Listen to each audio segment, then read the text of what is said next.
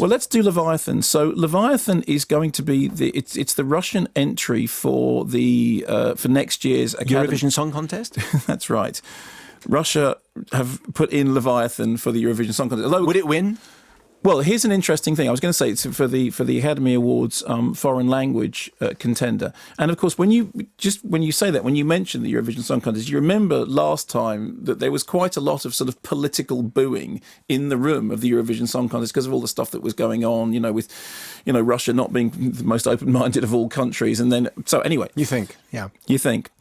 In the case of this, it's supported by the Russian Ministry of Culture, which immediately makes you kind of sort of set your suspicious alarm bells ringing. And there was a story, I'm not sure of the veracity of this, that it was briefly outlawed in Russia on the grounds of swearing. However, it is Russia's official entry for the Academy Awards, and it is unbelievably critical of Russia. It is an extremely poisonous portrait of the abuse of authority, in which key scenes involve an unbelievably corrupt mayor doing unbelievably corrupt things whilst sitting under an iconic portrait of Putin. It is a film in which local drunken policemen go out for shooting practice with portraits of, former Russian leaders, and when asked why they're not shooting at contemporary Russian leaders, say, oh, well, we need historical perspective. It's a film which begins with music from Philip Glass's Akhenaten, which, of course, is the story of, an Egyptian pharaoh who introduced the idea of monotheism. It's a film in which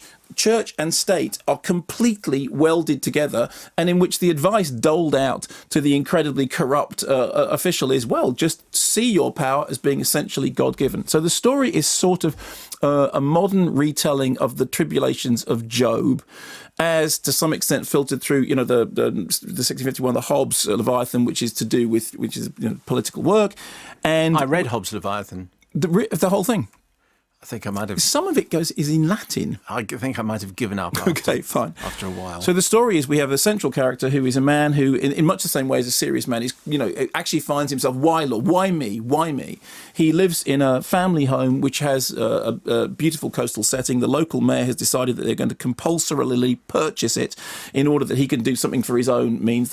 Our central character, Kolya, is attempting to stop this happening by taking his case to the law courts. The law courts are completely against him. Everything is corrupt. There are two sort of Orwellianly blackly comic scenes in which we hear justice being dished out at kind of high speed automaton reading of the law by the judge, who appears to be totally inhuman. And the gag is that you go blah, blah, blah, blah, blah, blah, blah, blah. It's like one of those things that says, at the end of the adverts for headache tablets, and it warns you of all the things that might happen. So you get this sense of a little man being crushed by a massive Leviathan, by this kind of behemoth of authority. And whichever way he turns, he is beaten down and trodden down. So it is a film which, on the one hand, has a kind of a ground's eye view of, an epic Old Testament biblical themes, but as seen from the point of view of the person on the downtrodden end of it.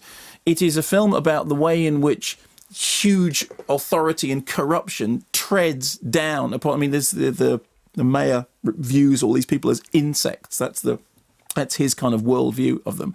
It is, on the one hand, spectacularly grim, and it's no wonder that the characters start drinking as much vodka as they do. It's one of those films that, if watching it, will give you a hangover. Not you'll just go straight to.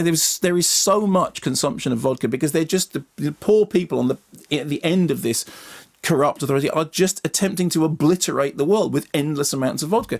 It's also, as with the director's previous works, it's very much about the way in which the intimate, the personal, and the political intertwine. So it is about, fathers and sons. You look back at films like The Return, in which those things, but it's all particularly class inflected, and it is clearly a sort of a large metaphor, sort of mosaic about contemporary Russia. But it works because it functions on a domestic level. We were talking about Interstellar being about a father and a daughter. This is on one level about a father and a son, and a father and a corrupt authority figure. So it's about church and state, it's about families, and it's biblical, and it's political, but it manages to do all of this in a way that, bizarrely, a lot of it is blackly funny. There are moments of low, probably be a better word, grim comedy, in which you end up sharing this sense of nihilistic desperation that the central character, whilst battling against all this stuff,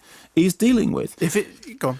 I was going to say, the final thing is there are also astonishingly arresting images like the image which is on the poster of the huge beached whale bones, on the beach, which kind of, in a way, speak to the whole central subject of the film. The title, which again, of course, is Hobbes, but the title is about something so big, so massive, somehow making everything else seem small and insignificant in a way which is terribly at odds with the fact that the film itself is rooted in the interpersonal. It's rooted in the relationships that are happening around this little kitchen table, around this central family unit. And you see all this being passed on to the next generation. There's an awful lot going on in it. And it is the Russian entry for the Academy Awards. And wouldn't it Sounds be like a very brave piece of filmmaking. Well, that's what I think. Considering you might expect to end up in a gulag. Well, there's one moment when Pussy Riot turn up very quickly on the television, and you just think, because they were not greeted with such, with such benevolence. If it is a true Hobbesian film, it will be nasty, brutish, and short. Very good. Which is very good. Very good. Describing life. Very good. Thank very you. good. I never thought that course was worth studying, but it now was suddenly for that moment.